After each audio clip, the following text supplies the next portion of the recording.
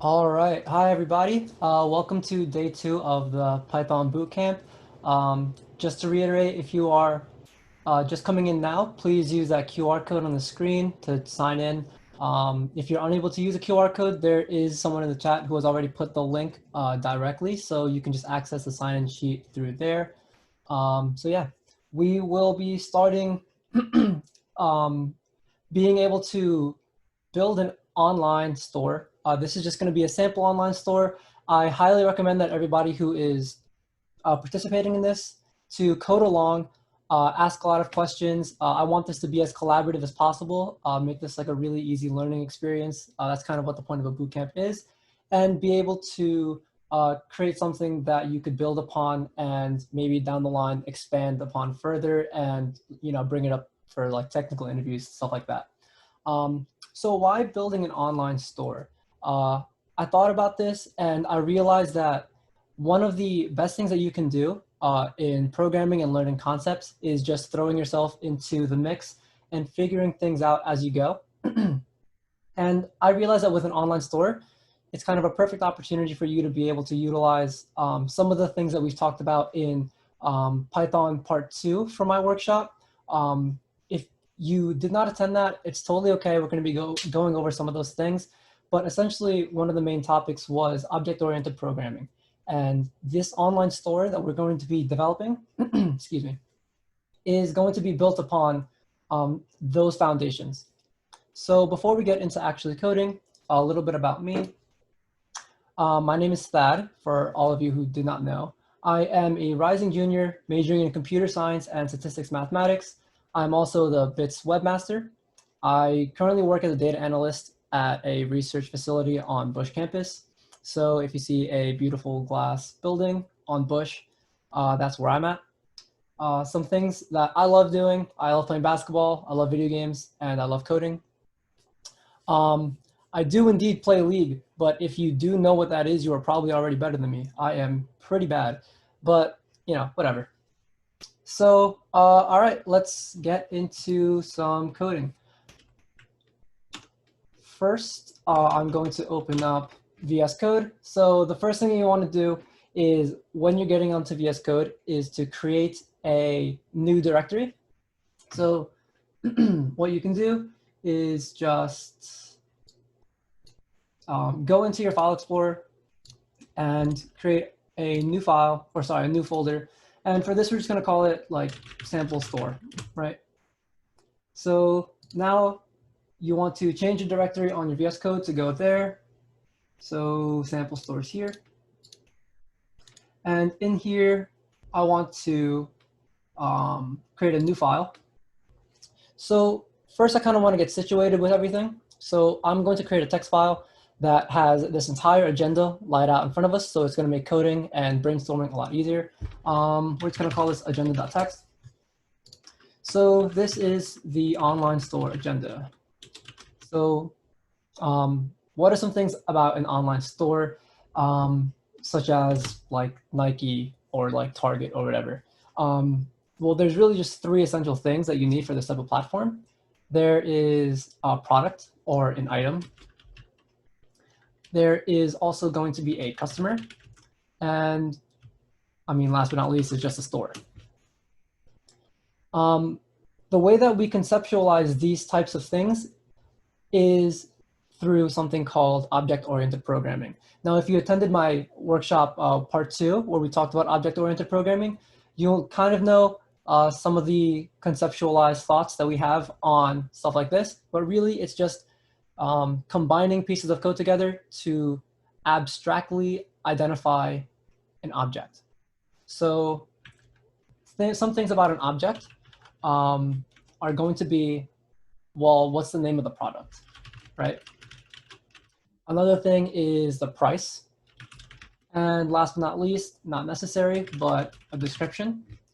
So like if you've ever like gone on Amazon and you've been trying to buy a gaming keyboard, they have like all these insane like weird acronyms and stuff like that. That's kind of like what I'm trying to get at, is what a description is. So a customer object is going to have, well, the name, potentially the credit card number, and address. But most importantly, what identifies a customer is their shopping cart. So we're going to add that. And this really is just a list of items.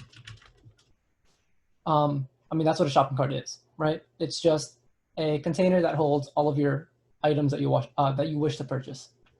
And last but not least, a store. Well, the only thing about a store is it holds items.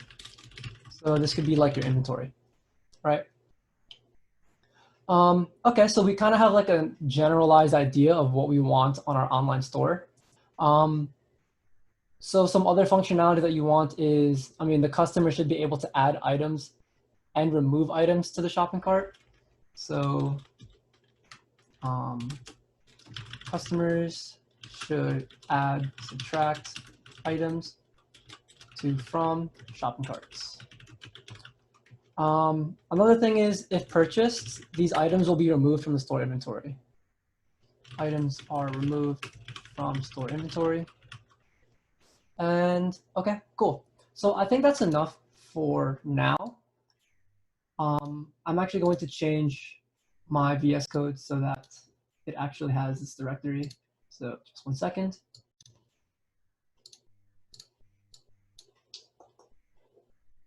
Store.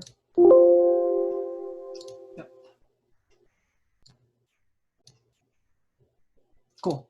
All right. So if you guys remember from object-oriented programming, we would like to have a file that houses all of these objects. So I want a file that houses the item, customer, and store object. So just go in the top left in this directory right here, hit this button, and we can just make a new file called classes.py. So in here, we're going to,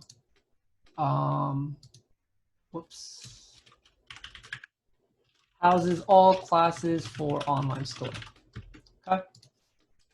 So the first thing that we're going to want to make is the item class. So really quick in the chat, does anybody remember or just know from prior experience how to define a class?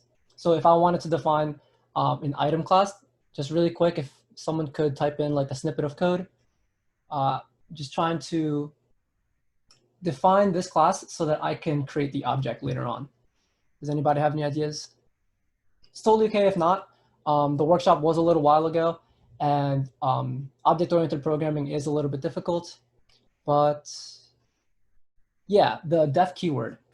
So if I wanted to create an item class,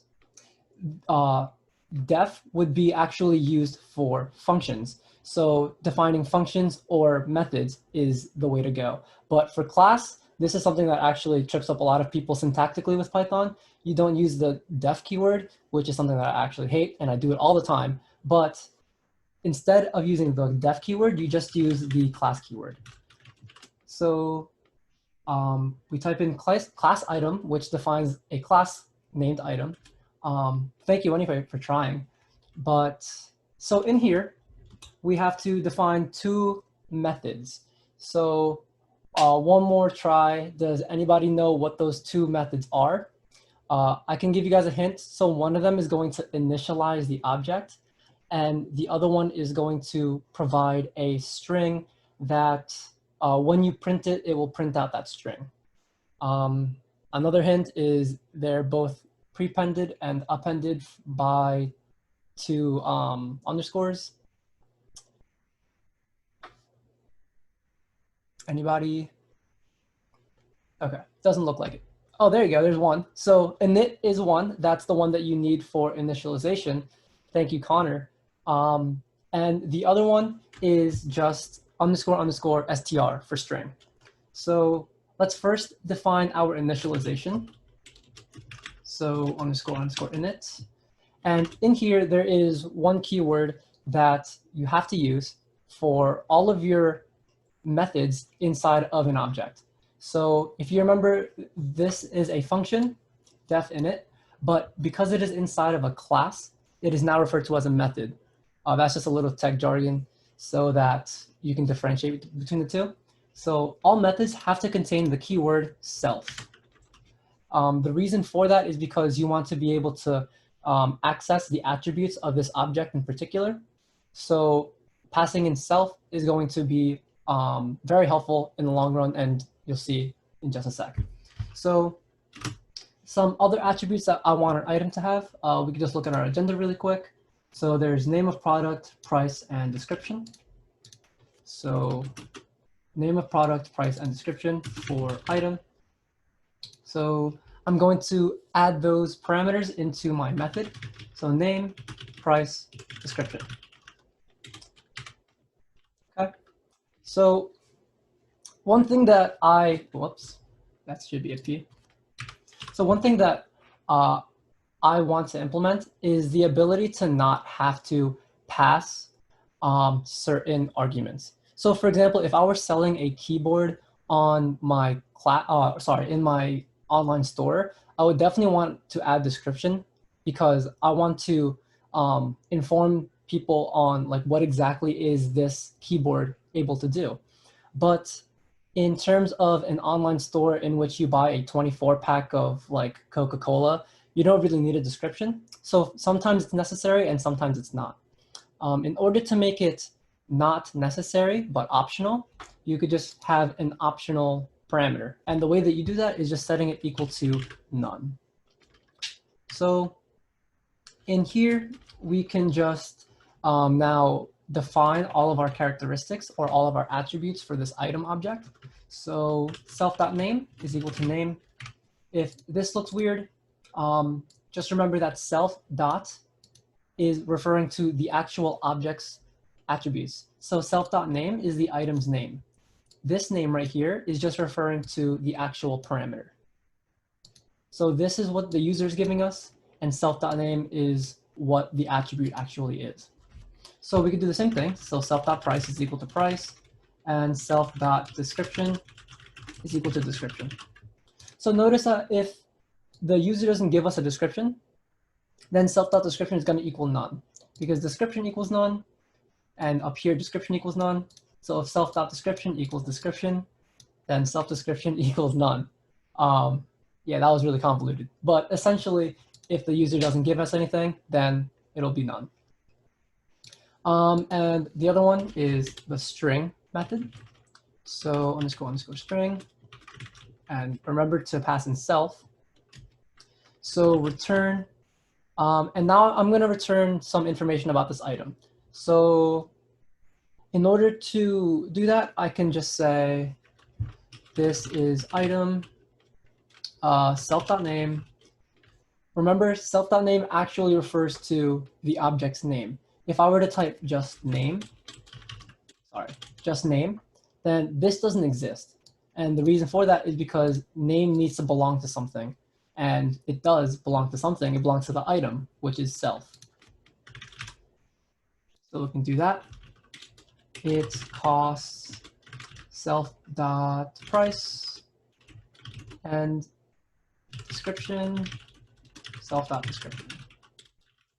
So if you're confused about the syntax, this is what is called a formatted string. What you can do is add in the value of certain Python variables inside of these curly braces. The only requirement is that right before your apostrophe, you type in the letter F. So that stands for format. So now it knows to actually look for self.name. Okay, cool. So we can try this out. So right here, we can just say like soda is equal to item. And this open close parentheses with the class name is running underscore init. So if you're confused about that, it's just called a constructor. This is the constructor or the initializer, and you have to pass in exactly what is here. So the one thing that you don't have to pass in is self.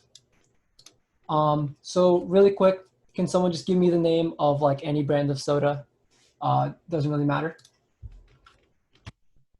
Coke. Okay, we do Coke. And the price of a soda would be like what, $2, I guess? Yeah, we can just do 2. And the description, we don't really need a description, but just for testing purposes, I want to print out soda. And now I am going to run it. So we can hit this green button on the top right, which should be able to run stuff.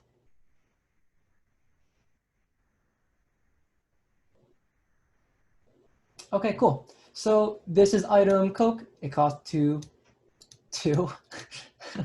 Okay, it costs $2. So I'm just gonna add a $sign there. And the description is none because we did not pass it anything. So cool. Now let's create a customer. So let's delete some of that code and type class customer. And again, I'm gonna create the initialization process. So really quick, can anybody just give me a few things about a customer, some attributes that you would want? I'm gonna take the easy one.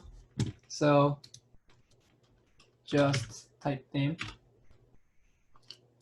So does anybody have any ideas on what type of attributes you would give a customer? You could just type it in the chat.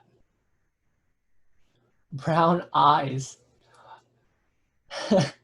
All right, I mean, I'd be really concerned if Amazon knew what eye color I had, but let's just do it. Eye color, age. So yes, card number is a good one. So we're going to add card number. And email's good. Cool. And birthday. Yeah. Yeah, we're gonna get all up in people's business. Big data, am I right? So date of birth. Okay, that's good enough. So let's just say that eye color is not really necessary. So equals none. Age equals none. I don't think age is necessary either. And date of birth, probably not necessary. So the thing about optional parameters is if you're going to have optional parameters, they have to be after your actual parameters, like the parameters that you must have. So I'm just going to move these really quick to the bottom or to the right-hand side. So cool. Now I can start to create the attributes for this customer. So remember, self.name equals name. And I'm just going to go through this really fast because it's kind of the same thing as item. So self.card number, self.email equals email, eye color equals eye color, and self.date of birth is equal to date of birth. There you go. Okay. So I kind of just had an idea. What if when you are joining into an online store, you don't want to give your credit card information right away. You kind of want to just wait until the checkout. So we could just have that equal to none for now. And the reason for that is because we will require it not upon creating a customer, but we can just like implement a way to require it once you are on your checkout, right? Does that make sense? Okay, so I think we're good with customer. And now we can just go on to store. So is there anything on store? Okay, yeah, just holds an item or holds list of items. So, oh, I forgot to do the string. So we can do that really quick. So we could just define a string for a customer. And let's say return, and then I'm going to do a formatted string again. So customer name is whatever. We just say that, that's their name. Okay, so the last one that we want to do is the store. So again, class store. Now remember to always tab out or remove your tab so that this class store is not inside of your class customer. Tabbing is very, very important, and that'll cause you a lot of errors that you will, pull your hair out trying to figure out what is wrong. So just make sure that all of your tabs are where it should be. Okay, so with a store, there's really just one thing, def underscore init and self. And we're going to say, actually, we're going to give it a name. So a name and inventory. And again, I know this is really, really repetitive, but we're, just kind of creating the building blocks. So self.name is equal to name and self.inventory equals inventory. Okay, and then define a string, underscore string, self, and return store name. So self.name. There you go. Okay. I hope I'm not going too fast. Whoops. Is everybody keeping up so far? I know I kind of like blew past that, but it's kind of just like repetitive in between all of these stores. So if anyone needs me to slow down, like please feel free to like tell me to, you know, slow down. I won't be offended, I promise. So cool. We have a baseline. With our customer though, we kind of want to do some things with it. For example, I want to be able to add some items to the cart. I want to be able to like remove items from the cart. And I kind of want to also see my total for how much money I'm going to have to spend with everything in my cart. So let's just make a note of that. Add item to cart, remove item from cart. Let's say clear the entire cart. And last but not least, we want to get total for cart. Okay, so I actually totally missed one very important thing about a customer that I made a note of earlier, and is that it's that we need a shopping cart for this customer. So that is totally my bad. If you guys are doing a code along, just make sure to add this really quick. So somewhere in your method header, you can add a shopping cart and a comma. So somewhere in here, you could just do like self.shopping cart equals shopping carts. So this actually seems a little bit weird. When you enter a online store, you don't automatically have stuff in your shopping cart. So I'm actually going to get rid of this function header, or sorry, this method header parameter. The shopping cart is not really necessary, like I said, because you don't go onto Nike.com and you automatically have items in your shopping cart. So instead, I'm going to remove that, and I'm going to add this attribute manually. So I'm going to create an empty list. So a list is defined by open and close brackets. So there you go. Now we have an empty shopping cart. Okay, so let's start creating our functionality in a customer. So we're going to define add item to cart. And in here, I obviously have to pass self, remember. And I also have to pass item. An item is going to be this item right here. Okay, so does anybody remember how to add an element to a list? So in this case, our list is going to be self.shopping cart, which, you know, like the nomenclature is going to be self.shopping cart, but in reality, it's just a list. So really quick, does anybody have an answer to that question? How do you add an element into a list? You could just type in like little snippets of code onto the chat. Yeah, there you go, Shriven. So you use the append function. So I'm going to append item to my shopping cart, or add to my shopping cart.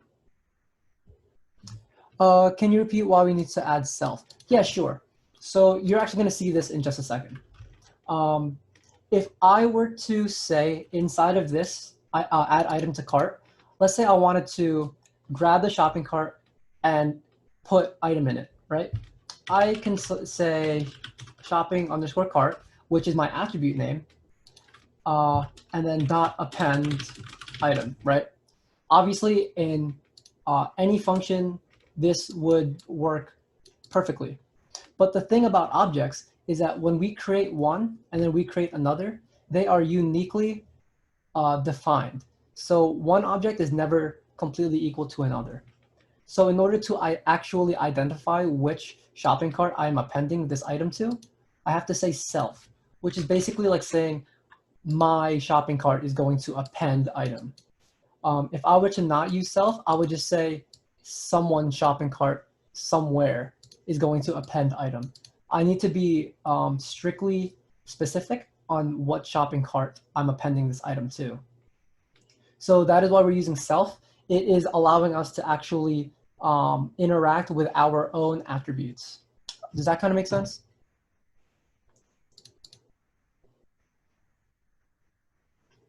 Awesome.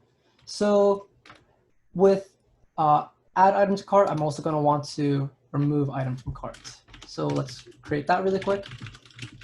From cart self item name. So the item name is going to be the actual name of the item that we want to remove.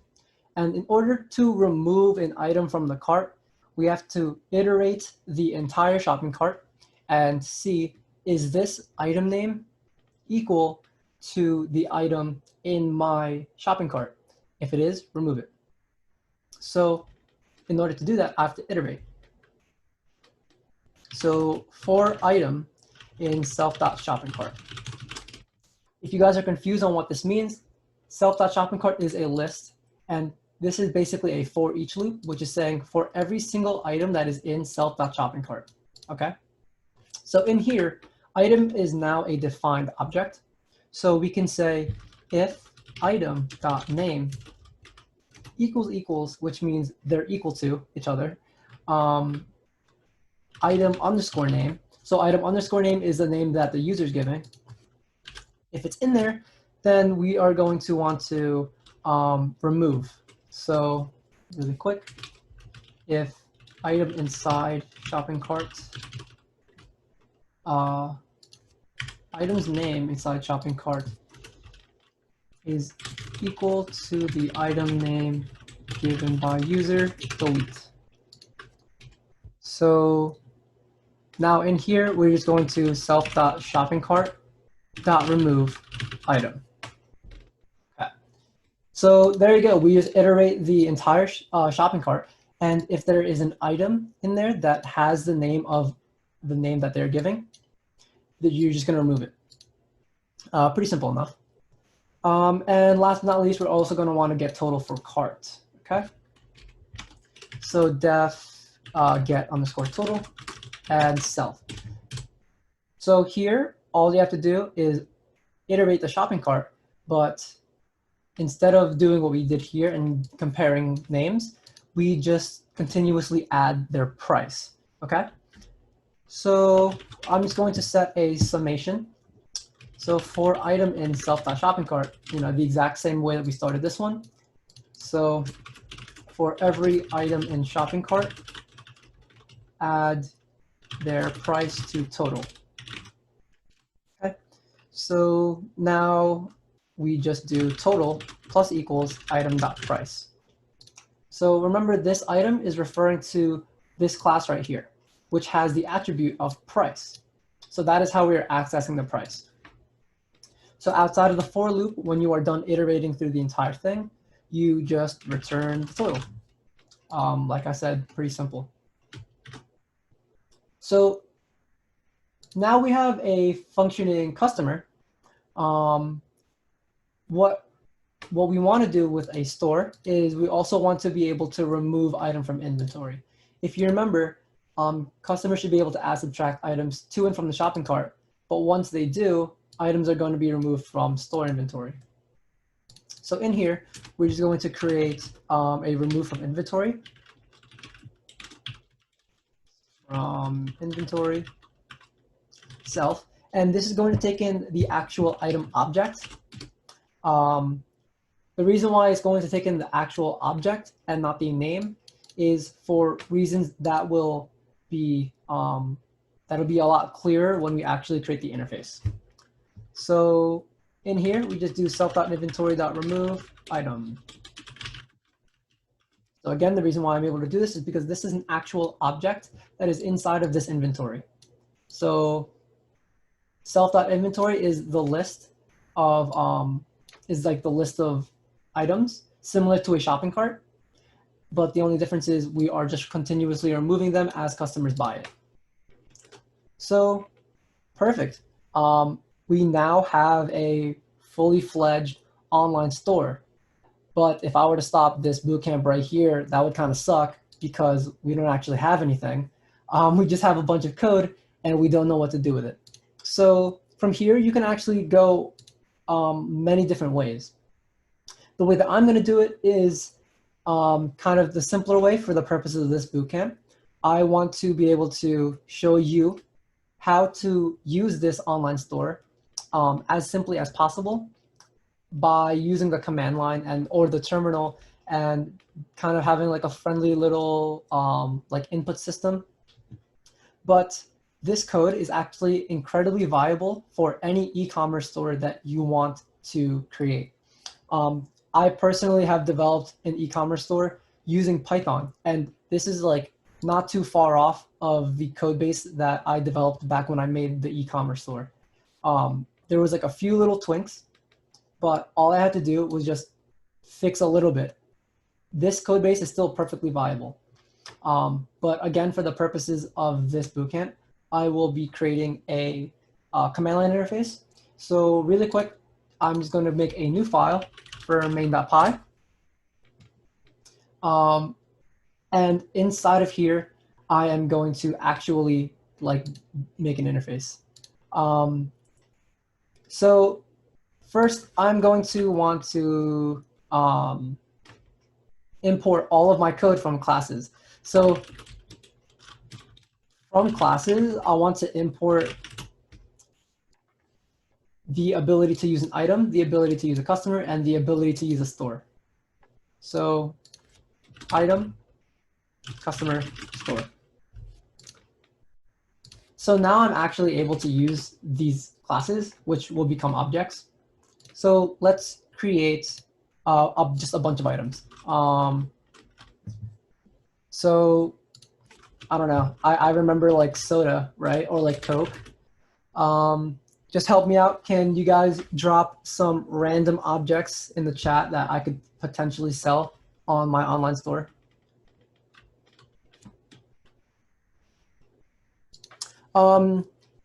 Okay, so you can use asterisk. I tend not to do that.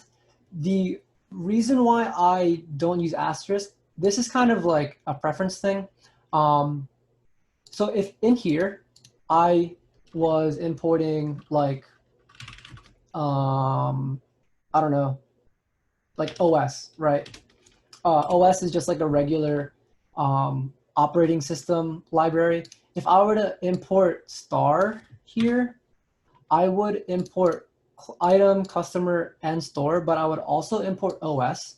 And this kind of creates a lot of efficiency problems. There's no real errors here, but there does like exist some efficiency errors if I were to do this and then I were to do like import OS. And when you're using different packages, it's hard to know what exactly they're importing. So it's best to single-handedly like hand pick which ones you want to import. So if I were to have import OS here and then import OS here, there would be a lot of efficiency errors, which is obviously not ideal. But yeah, thanks for the question. So yeah, really quick, can anybody just drop like random objects that I could sell on my online store in the chat? It could literally be anything. So Coke is equal to item Coke, and the price is $2.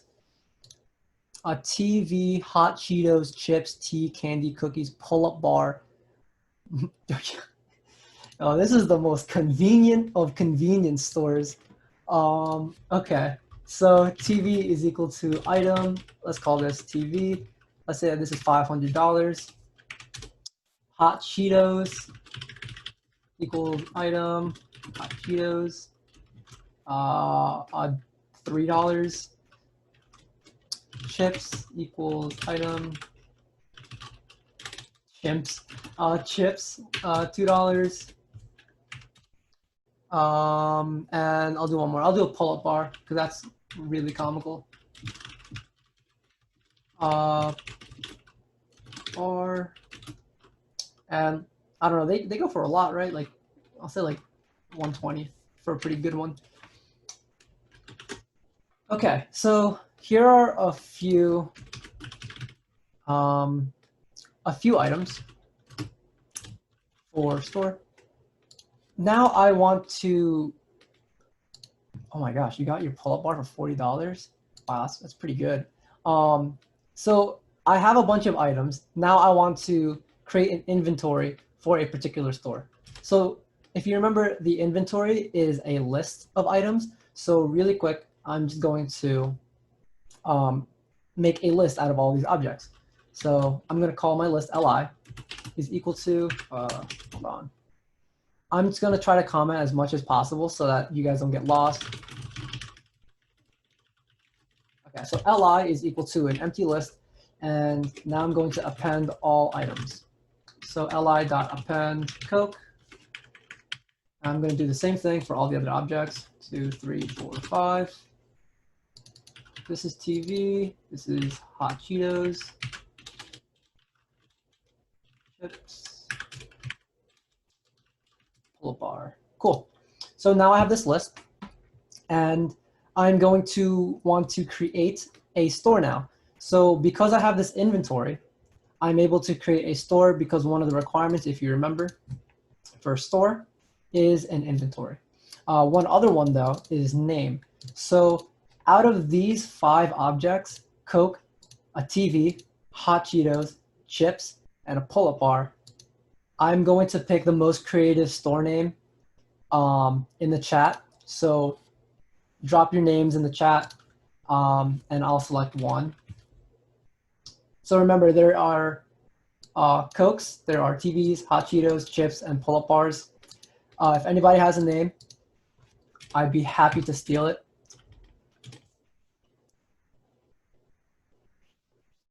Looks like no one got a creative name. That's all right. Dora. That's probably the worst name for a convenience store I've ever heard. Why would Dora have a pull-up bar? And a TV. Okay, whatever. We're going for it. So, okay. Wow, sorry. We're going to call this Dora is equal to store. And we're going to say that the first argument is going to be a name. So let's say Dora's convenience store. No, just Dora. I like that. And inventory is going to be the inventory that you made, which is li. So there you go. So now we have a store called Dora, or I'm just going to call this Dora store. Okay, so now that we have this Dora store, we can create a new customer who is joining in. Okay, so now this is where we're getting into like user interaction. Okay, so the first thing we're going to want to do is we want to, let's say, get a customer's name. So when they're joining in, the first thing that they're going to be asked is, hey, what's your name? So input is going to allow us to grab whatever they type. And we're just going to ask, what is your name? But we're going to want to store this value. So we're just going to store it in a customer underscore name value. So let's try it out. Here you go. Okay. So I'm going to clear this. Okay. I am going to run main.py. So now what is my name? Well, that. And well, that's all it does. It doesn't really do much yet, but I just wanted to make sure that all the code was working. So, okay, I have the name. So with the name, I can create a customer. Customer is equal to customer underscore name. So with a customer, there are some things that you must have. You must have an email, and that's about it. So I also need an email. I'm going to get that really quick. So underneath customer name, I'm going to say customer email is equal to input. What is your email? And so now I have the customer email. So I'm going to create a new customer. All the other ones are kind of not important because they are optional. But for the card number, let's just say I want to give some convenience. So let's say print, would you like to input your credit card number now so you don't not have to during checkout? So I can, instead of printing this, I'll actually put this on input and I will store their answer. So here I can say y, n, so that they know, like you could type in y or n, and yes, no equals. So if yes, no is equals or equals yes, then you're going to want to actually grab their credit card number. So, oh, this should be customer, sorry. So in here, you could just say customer credit card number is equal to input, enter credit card number here. And then I'm going to store that credit card number into the customer's information. So customer dot credit card or card number is equal to customer underscore credit card number. So this is actually a really long variable, but it's really good practice to make all of your variable names as congruent as possible and as easy to understand as possible. So I don't really mind it. So if you're confused about what's happening here, essentially what is happening is I am grabbing the customer's name and email, which is necessary for you to shop. And I am also asking them, hey, do you want to use your credit card now or during checkout? If they says, like they want to like put it now, which is Y, I grab their credit card number, which is right here, and then I store it inside of their information. Is everybody good so far? If no one says anything, I'm going to just keep going, but feel free to ask questions while I'm talking. So this is my user interaction. Now, what I want to do is allow customers to add items to the cart by name of item. So yeah, the meeting is recording and they will be sent out to you guys sometime after the workshop, or sorry, the bootcamp. So just keep an eye out for that. It will be sent to you by email.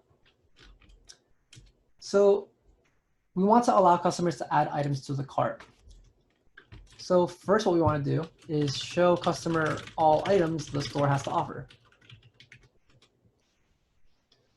So here I'm going to just print, hey, here is our selection of products by Dora, whatever. Thank you, Shriven, for the fantastic name. So now here we're going to actually print all of our items. And the way that we do that is iterating our store's inventory. So for item in my store, which is Dora underscore store dot inventory, I'm going to print each item. So let's just run that and see what happens. So again, what is my name and my email, whatever. And would you like to input your credit card number now? So I'm going to just say yes so that I could test that this works, and it works. So enter my credit card number here. So for the purposes of this workshop, I'm going to be inputting my mom's credit card. Feel free to use it. Now I'm just playing. 1, 2, 3. Cool. So it works. It shows us all of our items that are inside of my store.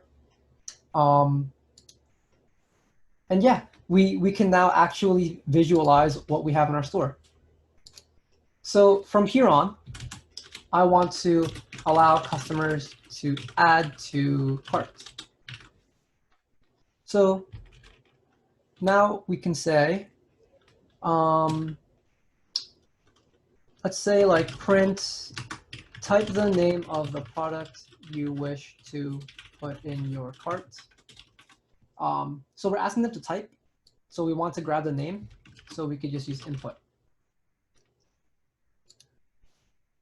With our inputs, we want to store it somewhere. So we could just say like potential purchase item or purchase name equals. So now we have the name of the product. So how do I actually add them to my cart? Well, we want to do two things now. We want to add this item to cart and remove item from inventory. So first, we're going to check to see if a potential purchase name is equal to any of the item's names. So if they were to type the name of a product that was like Pepsi, well, I don't have any Pepsis inside of the store. So I want to check to see that they actually gave me a valid name. So in order to do that, I can just say if potential purchase name equals, oh wait, whoops, sorry. In order to figure out if it is equal to any of the items names, I'd have to iterate the inventory. So just like I did here in order to print, I'm going to do here in order to compare.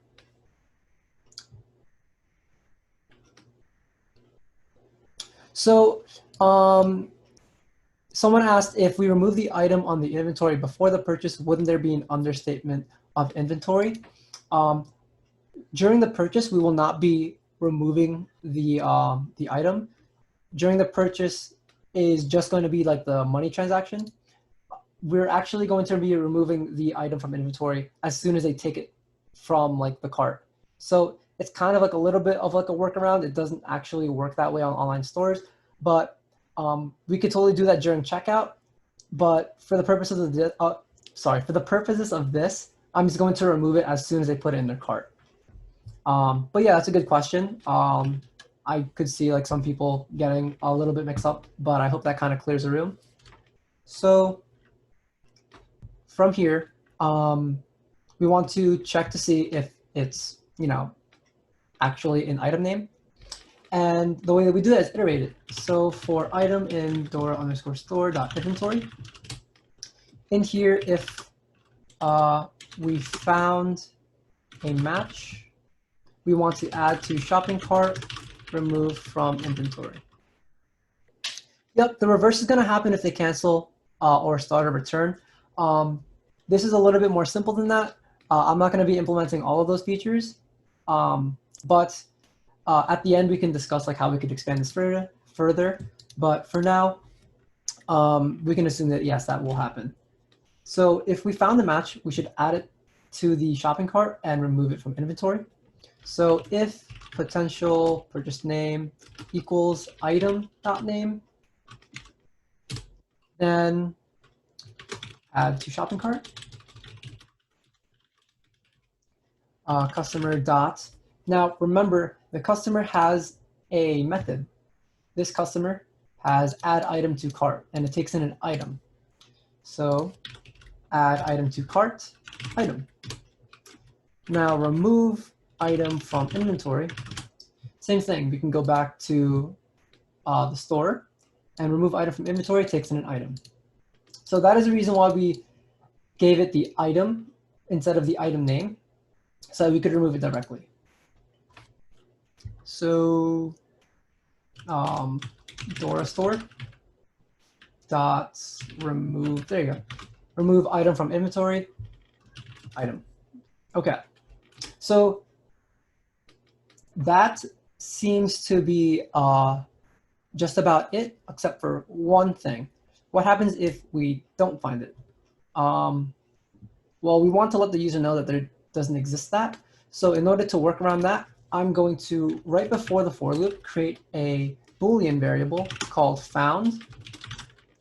And inside of here, the algorithm found a match. So found is now going to equal true. And outside of the for loop, I'm going to say if not found, I'm going to tell the user that it is not a valid item name. I went a little fast there. So does anybody have any questions on this piece of code right here? I know that may have been a little bit confusing, but please ask questions if you do have any. Just to summarize, I'm using this found variable to check to see that it actually exists. So when we find the match, which is right here, we're going to say there is a match indeed. And right after the for loop, when I iterate all of the inventory, I see if found is still false, which is if not found. So if not found, that means that it never went inside of this for loop, or sorry, it never went inside of this if statement. So there was never a match, which means throughout all of the items inside the inventory, there was no item name of that name. So does that make any sense? Anybody have any questions? Because if not, I will continue to move on. Okay, so now I have a process where I can add an item. So let's kind of just print to see whether or not it actually stores that. Oh no, my dog is barking.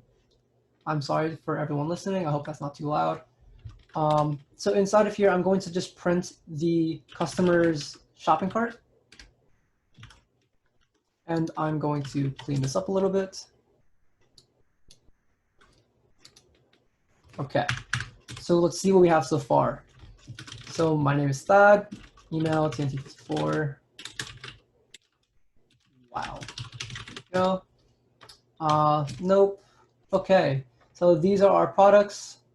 We can type in any of the names of this. So let's type in Coke. And it tells me that it is not a valid item name. The reason for that is, I kind of don't want to give it away. Does anybody know the reason as to why typing in Coke does not actually find this right here? There you go. I see some people got it. It is case sensitive. There you go. So in order for it to not be case sensitive, does anybody have any ideas on how to fix that? Because one of the fundamentals of programming for users to use is always assume that the user is an idiot. Because if you do, then it'll be foolproof. Make it look at the values. So the value for a capital C versus a lowercase c is different. So looking at the values of a string are different, if that makes any sense. So I could add an or statement, but if the user was really dumb and they typed in like lowercase c, lowercase a, and a capital K, oh wait, that's not how you spell Coke. That's how you spell cake. Okay, lowercase c, lowercase o, capital K, and lowercase e, then it would still break. So what we can do is actually just convert everything to lowercase. There you go, Connor. Yes. 2 lowercase is close. That is actually, I'm pretty sure that's Java, but yeah, you get the spirit. So inside of this if statement, I'm just going to dot lower and dot lower. So I'm going to save that, rerun it, and okay, so type the name of the product. So if I type in Coke, there you go. My list now has an object. Perfect.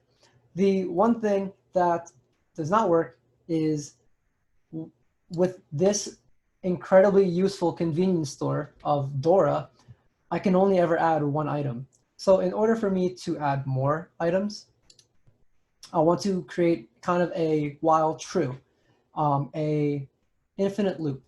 So in order to do that, I will just while true this entire thing.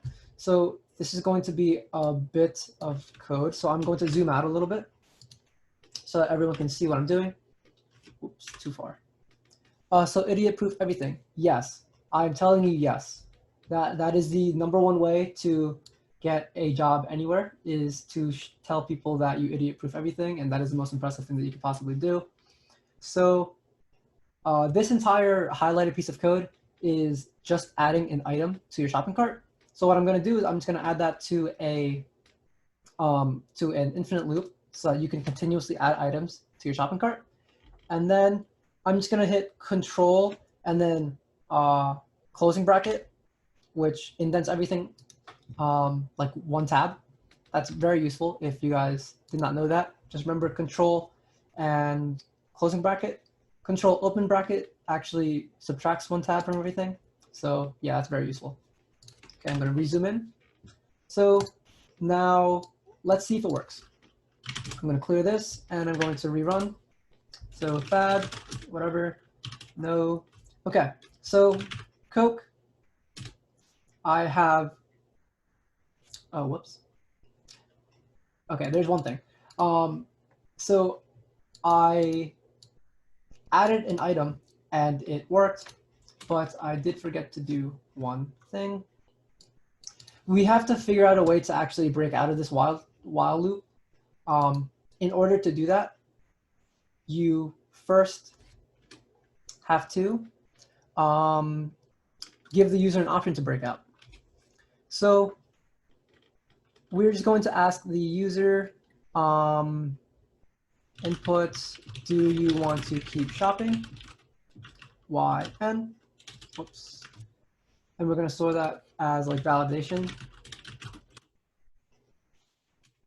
So if validation equals, double equals, single equals is assignment, so equals n, you're just going to break. Now break is a keyword that breaks out of any loop that you're in, whether it be for or while loop. So in the case where you can only add one item, can you have it look at the number of units? And so long as the number of units are more than 0, allow the. So kind of, but like a debugging problem that you would have with that is like, well, one is that this is kind of like a little bit easier, but also you want to give a user the ability to break out of the loop. So that actually does work. You can do that. It's just I find this a little bit easier because it like makes it a little bit more user friendly to ask like, hey, do you want to keep shopping? Yeah or no, and then break. So I can kind of like I can describe that for you. So I'll just run that again. No, okay. So type the product you wish to put in your cart. Coke. Do you want to keep shopping? I do. So now if you notice, it resends me all of the selections of products, but it does not have Coke. So now I'm going to add a TV. And I also want to keep shopping. So now I have hot Cheetos, chips, pull-up bar. Pull-up bar. Yes. Now hot Cheetos and chips. And chips. So I want to keep shopping. I have nothing else. So I'm just going to type in like F, which says like not a valid item name, whatever. And I'll just say no. So cool. I have a bunch of stuff in my shopping cart now. That's great. The last thing that I have to do is, I know I'm a little bit short on time. It is already 8 o'clock, but don't worry. We're almost done. The last thing that we have to do is checkout. So I can just print you are now being directed to checkout. So first thing is to tell the customer their total. If you remember, this is part of the reasons why I added this method in the first place. Inside of the customer class is actually a get total, which gets a total of everything in your shopping cart. So I hope you remember coding all that. It's just iterating through your shopping cart and then adding the price of each item. So total is equal to customer.getTotal. And then print, we're going to add a formatted string. So remember the F. Your total is $, and inside of the squiggly braces, you put your total. Okay, so if you remember, you needed a credit card. The user could have put their credit card in the beginning. So if customer.creditcard, or whoops, card number equals none. So if the user never gave a credit card, then we could say that the customer.creditcard or shoot, I keep saying that. Customer.card number. Now this is an attribute. We're setting it equal to inputs. Our system has detected you do not have a credit card. Please input your credit card number in order to check out. Okay, and at this point, I take the user's credit card number. So after this point, you process the payment and ship out the product. But yeah, obviously for the purpose of this, we don't actually have an online store, so we won't do that for this bootcamp. And all you do is you print, you are all set. Thanks for shopping at doorstore.name. So doorstore.name is just referring to the store that we have and the attribute name.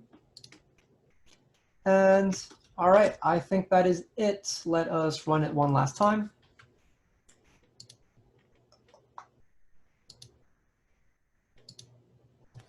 Okay, so my name is Thad. My email is tnt54@scarletmail. No. Okay, so I want to buy a Coke. I want to buy some hot Cheetos and a pull-up bar, because for every unhealthy thing that you buy, I have to buy a healthy thing. So I'm done shopping for now, and it tells me that my total is $125, and I didn't give it a credit card. So give me a card number in order to check out. Again, using my mom's. And yeah, so I'm all set. So anywhere in between here is where you actually implement like a checkout system. Now that's a little bit more advanced, but for the purposes of this, like I said, you are basically all set. If you guys have been following along, you just coded your own online store. There are some cool things that I want to share really quick.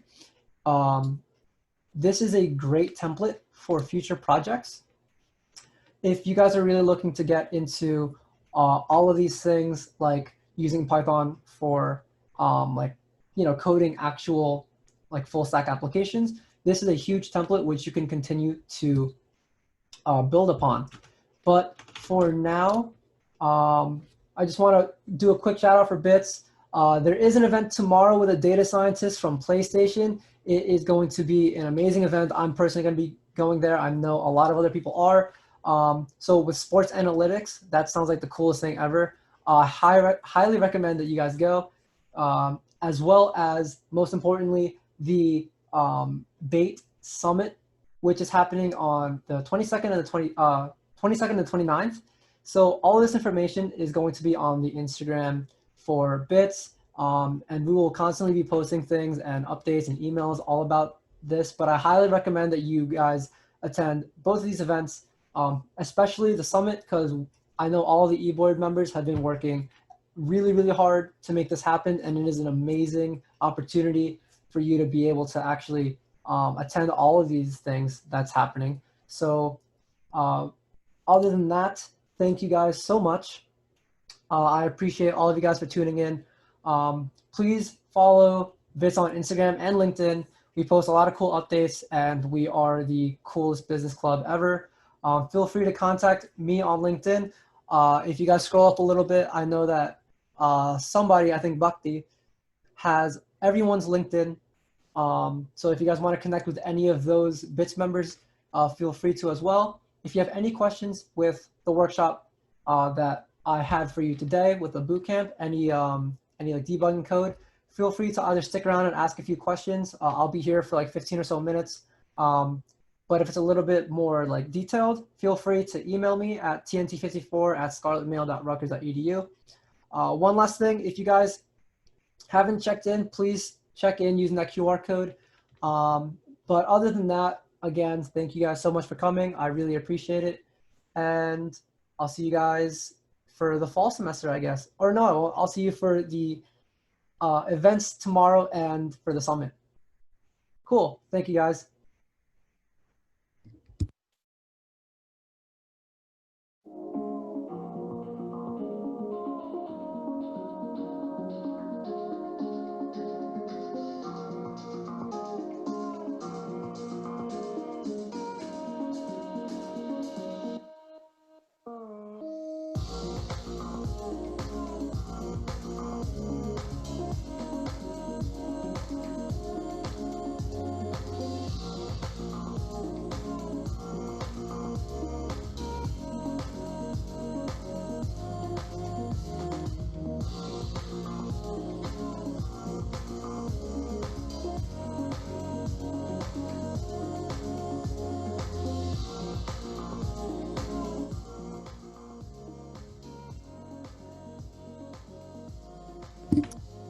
Hi, Sanjita. Can you hear me properly? I just want to answer your question real quick. All right, cool. So, from my experience, um, when you say that you have knowledge in a language, it's very hard for an organization to decipher how much you know. So oftentimes what they do is they understand that you know the absolute most if it's on your resume, and then come interview time, they like drill you hard on it. That actually particularly happened to me, and it was really stressful. So in order to convey just how much of a language you know, you can definitely put it on there so long as you have a solid understanding. But in my opinion, what you should do is um, personal projects, because personal projects will help you gauge, help the interviewer gauge just how much you know a language. So if you're a novice, you don't particularly have to say that you're a novice, um, but you could still put it on your resume so long as you have like some personal project that can help them decipher just how much you know with Python. Um, but like my philosophy is, even if you know like just a little bit of it, you can put it on your resume. I've seen a lot of resume templates that actually have like beginner, intermediate, or like advanced level of knowledge, like kind of like a meter. So I'm sure that you could find some like resume templates like that. So that's one way that you could tell them. But yeah, like I said, I personally believe that so long as you have some exposure and you've actually personally developed stuff with that language, you can definitely put on your resume. Hope that helps.